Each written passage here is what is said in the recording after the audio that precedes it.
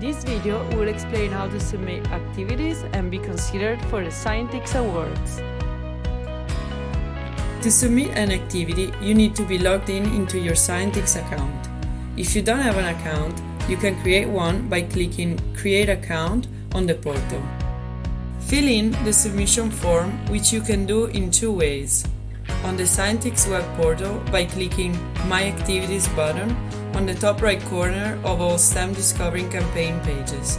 Then click on Submit Activity and fill in the information.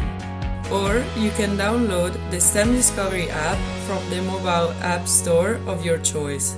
Sign in with your Scientix username, then click on the blue circle with the arrow on the top right corner and fill in the information as instructed. To take part in the Scientix Awards, you need to mark Yes, I do agree to the statement I agree for my entry to be considered for the Scientix Award. You can submit as many activities as you want to the Scientix Award.